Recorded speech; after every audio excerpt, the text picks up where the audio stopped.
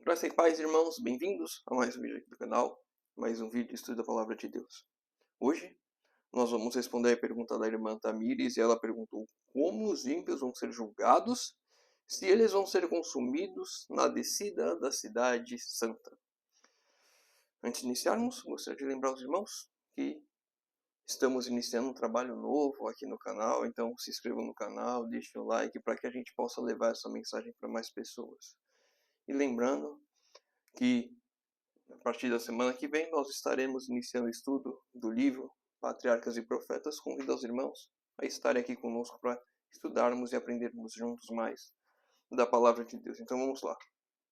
Como os ímpios vão ser julgados se eles vão ser consumidos antes da descida da Cidade Santa? E eu gostaria de abrir os irmãos, vamos ler o que a palavra nos revela sobre isso. Apocalipse, capítulo 20, do verso 1 ao verso 9.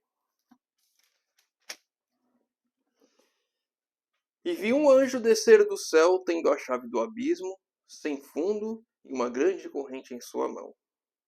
E ele prendeu o dragão, a antiga serpente, que é o diabo e Satanás, e amarrou-o por 1000 anos. E lançou-o no abismo sem fundo, e ali o encerrou, e pôs um selo sobre ele, para que ele não mais enganasse as nações, até que os 1000 anos se cumprissem, e após isso ele deveria ser solto por um pouco de tempo. E vi os tronos, e assentaram-se sobre eles, e julgamento foi-lhes dado. E vi as almas daqueles que foram decapitados pelo testemunho de Jesus e por causa da palavra de Deus, e que não haviam adorado a besta nem a sua imagem, nem haviam recebido a sua marca em suas testas e em suas mãos. E eles viveram e reinaram com Cristo durante 1000 anos. Vamos só para fazer uma pausa por aqui. Depois nós continuamos até o verso 9. Então nós vemos aqui que após a volta de Jesus, esses eventos, após a volta de Jesus, Jesus levou os justos salvos para reinar com ele por 1000 anos, aqui no verso 5, e nós vemos que Satanás foi preso na terra por 1000 anos, ou seja, preso não porque ele estava algemado, literalmente, mas porque ele não poderia sair daqui e não tinha quem tentar, porque os ímpios estavam mortos durante esses 1000 anos. Mas os demais mortos não reviveram até que os 1000 anos findassem, ou seja, depois dos 1000 anos, os ímpios iriam ressuscitar. Essa é a primeira ressurreição. Abençoado e santo é aquele que tem parte na primeira ressurreição. Sobre estes a segunda morte não tem poder. Mas eles serão sacerdotes de Deus e de Cristo e reinarão com ele 1000 anos. E quando completarem-se os 1000 anos, Satanás será solto de sua prisão e sairá a enganar as nações que estão nos 4 cantos da terra, Gog e Magog, para os ajuntar em uma batalha cujo número é como a areia do mar. E eles subiram sobre a largura da terra e cercaram o arraial dos santos e a cidade amada. E de Deus desceu fogo do céu e os devorou. Então aqui nós vemos claramente a pergunta da irmã. Eu não sei de onde ela tirou esse verso de que a cidade santa desce. Peraí, deixa eu ver qual foi a pergunta. Só para... Os ímpios vão ser julgados se eles são consumidos na descida da cidade santa. Aqui nós vemos que os ímpios ressuscitaram, Satanás os tentou novamente, e agora arregimentou eles para ir contra a cidade santa que já desceu. Então eles cercaram a cidade santa que estava aqui na terra, já tinha descido depois dos 1000 anos. E aí então sim, caiu o fogo do céu e os consumiu. Eu gostaria de ler alguns textos a mais sobre esse assunto, porque eu achei interessante a pergunta e acho que esses textos vão dar um pouco mais de profundidade. O primeiro está em Spiritual Gifts, volume 3. Esse livro não tem a tradução, pelo menos eu não, na CPB e nos escritos de Ellen White no site do EGW Writes não tem a tradução desse livro.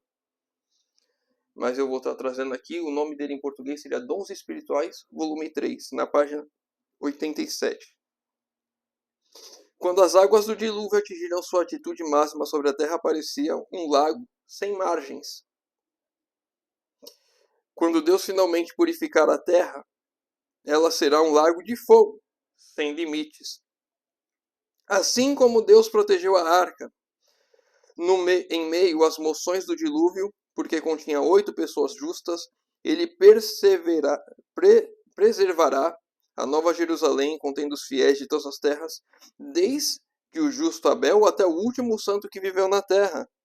Embora toda a terra, com exceção da porção sobre a qual a cidade repousa, será envolvida em um lago de fogo líquido, no qual a cidade será preservada por um milagre do Todo-Poderoso, como foi com a arca, permanecerá ilesa em meio aos elementos devoradores.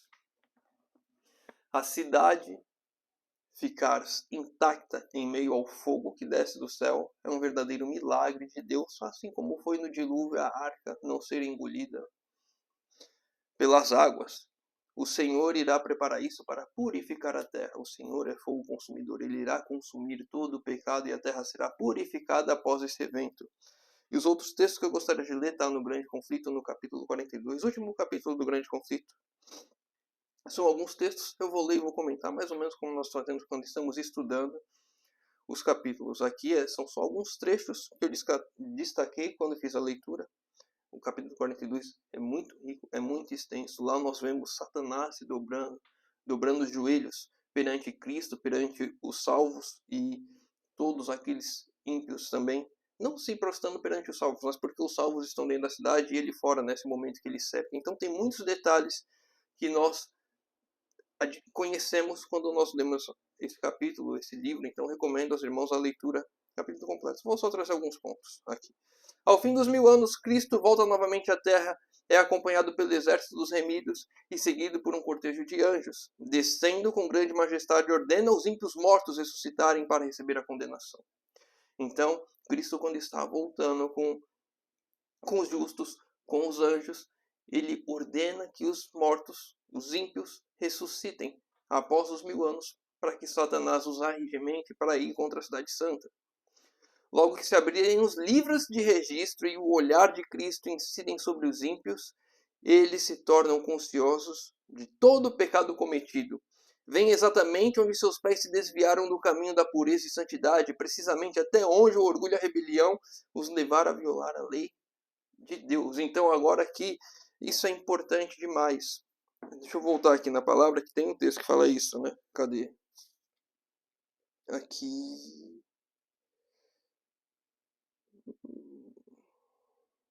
Deixa eu ver, verso 4, Apocalipse 20, verso 4. Vi e eu vi tronos, e assentaram-se sobre eles, e julgamento foi-lhes dado.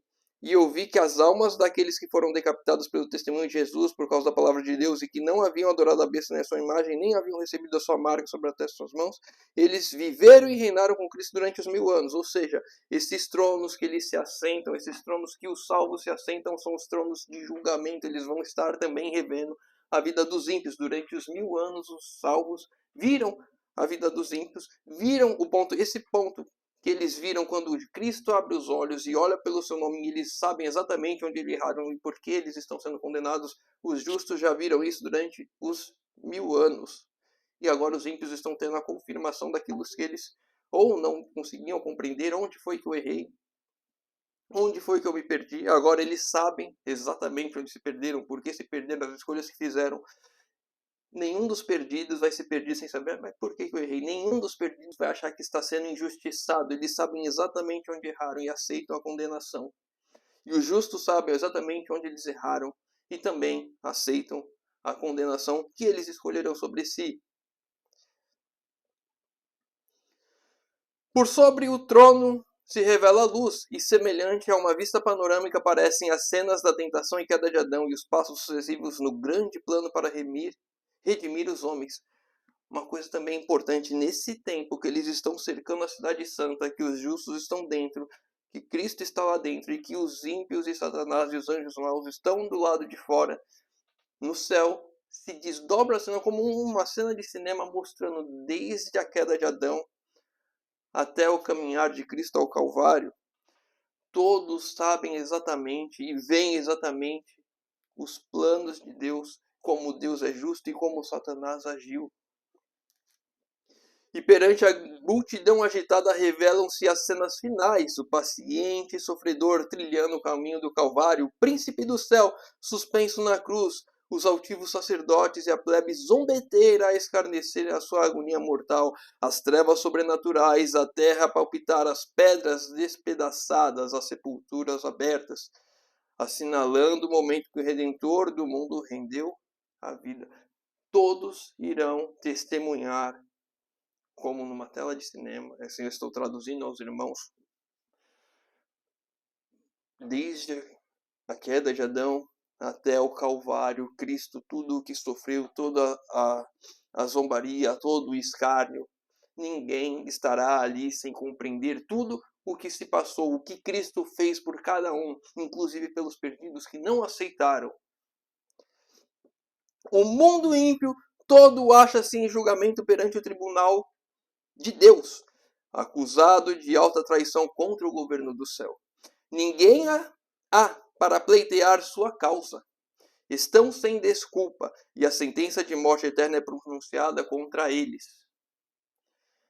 Todos agora viram porque que alguns estão salvos e outros estão perdidos, porque aqueles que estão salvos aceitaram o sacrifício de Cristo, sabem que foi por eles, inclusive tem uma parte aqui que eu não trouxe, que os salvos exclamam, foi por mim que Cristo morreu. Então, e os ímpios se perdem porque não aceitaram o sacrifício, porque rejeitaram o governo de Deus, porque continuaram pisando a lei de Deus. Tudo isto, exclama a alma perdida. Eu poderia ter tido, mas preferi conservar essas coisas longe de mim. Ó, estranha presunção.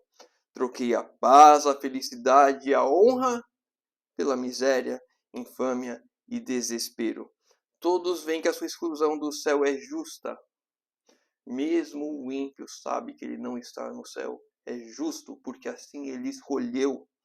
Por sua vida declarada, não queremos que Jesus reine sobre nós. E assim era o reflexo da vida, e será o reflexo da vida dos ímpios que não estarão salvos, que não estarão na eternidade. Não quiseram que Cristo reinasse sobre eles, e assim escolheram a morte eterna. Que você possamos olhar para esses textos, para essas passagens da palavra, para a revelação de Ellen White, e tomarmos uma decisão hoje de aceitar o governo de Cristo sobre as nossas vidas, de rejeitarmos o pecado e esse mundo. Bom, vamos encerrar por aqui. Se o irmão ficou com alguma dúvida sobre o que nós lemos, deixa nos comentários. Se o irmão tem alguma outra dúvida da Bíblia qualquer, deixa nos comentários. Pedidos de oração, nos comentários estarei lendo, respondendo e orando por todos. Convido os irmãos que puderem a fechar os olhos para falarmos com Deus. Graças, Pai, por mais este dia, por mais essa oportunidade de abrirmos a Tua palavra e estudarmos, Senhor amado. Pai querido, quantas bênçãos Você tem para nós, que possamos, Senhor, nesse dia de hoje, nos entregarmos a Ti por completo. Possamos abandonar nosso pecado, possamos nos abandonar qualquer coisa que esteja nos prendendo nesse mundo, Senhor amado. Porque será um motivo de profunda tristeza e, com consequência, morte eterna para nós que não fizermos isso hoje, Senhor amado. Por favor. Nos ajude, Senhor, no caminhar ao Teu lado, que possamos, Senhor, fazer com que Tua luz brilhe nesse mundo para a honra e glória do Teu santo nome, Pai amado. Por favor, transforma nossas vidas, derrama Teu Santo Espírito sobre nós, Senhor. Faz em nós, faz por nós aquilo que somos incapazes de fazer, Senhor amado. Por favor. Te pedimos isso em nome de Jesus. Amém. Meu irmão, fica com Deus e que Deus te abençoe.